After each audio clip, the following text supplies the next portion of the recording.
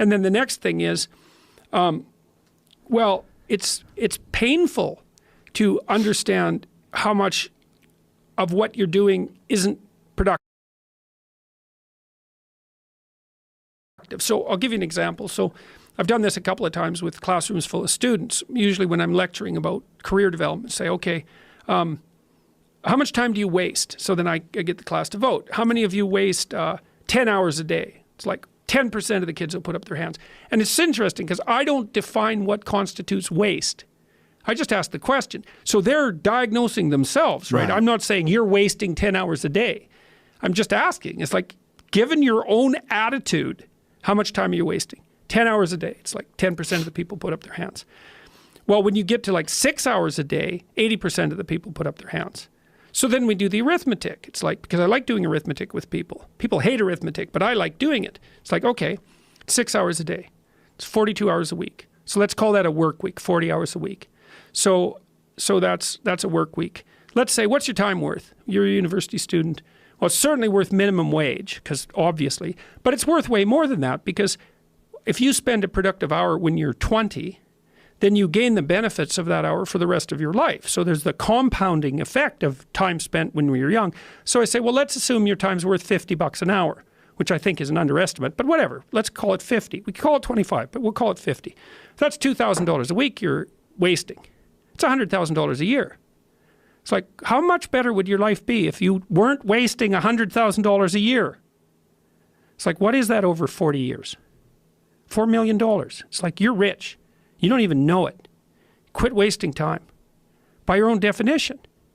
It's like people shake their heads like, oh, I never thought about it that way. It's like, yeah, think about it that way. Don't waste your damn life. And then you think, well, why would people be resistant to that message? It's like, well, you really want to wake up and figure out that you're wasting half your life? And, you know, when people do that kind of wasting, they actually hate it. You know, and I've had lots of people come to my clinical practice who were chronic procrastinators.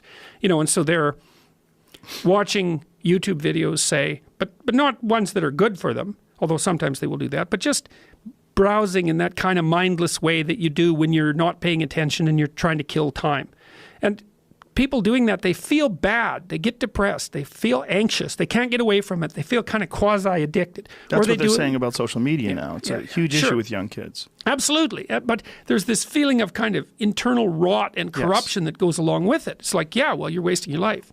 It's like, so it's painful. It's painful to recognize that. Then it's painful to think, oh my God, look how undisciplined I am. I don't know anything. I can't use a schedule. I can't stick to a calendar. I don't have any aims. I don't know anything about the world, right? And maybe there's a part of me that's bitter because I haven't got everything already. And I'd just like to say, to hell with it. That's the recognition of the Jungian shadow. It's like, that's what makes you vicious and untrustworthy. All of that. No one wants to look at that. And no bloody wonder.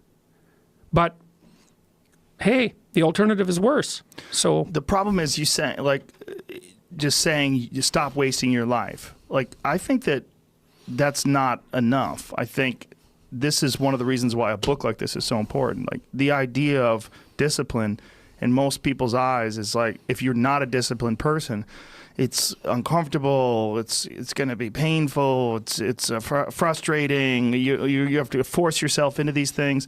It's a muscle. And it's a muscle that has to be developed. And these patterns have to be developed in your own mindset. Incrementally. Yes. Yeah, well, so you're right. Just telling people not to waste their lives is not enough. And this is another reason why I've so much enjoyed being a clinical psychologist, because clinical psychologists don't stick with high-level abstractions, especially the behaviors. They're really practical. It's like, okay, you want to get your act together. It's like, well, how about if, let's say you're not studying well, and so we do a real analysis of how much you're studying. You say, well, I go to the library 4 hours a day. It's like, yeah, okay.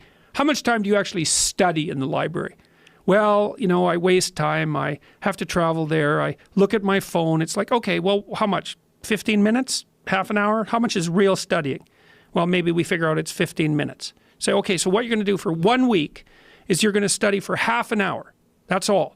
You don't get to go to the library for 4 hours. You have to sit down. We'll figure out a time, 10 o'clock in the morning, whatever. We'll put it in your schedule. Try to study for half an hour, no more. And then just come back and let's have a conversation about how well that worked. And people will come back and they say, well, you know, I managed it 4 days. And one day I went over and One day I couldn't do it at all. It's like, okay, that's better. Instead of 75 minutes of studying, 15 minutes a day for 7 days, what is that? 15, 70, 105 minutes. You've managed about 210 minutes. So you've already produced an improvement of 50% in your bumbling, horrible way. You got a 50% improvement in 1 week. It's like, that's deadly. It's like, so in the future authoring program, what we ask people to do is, well, think about your life along 6 dimensions.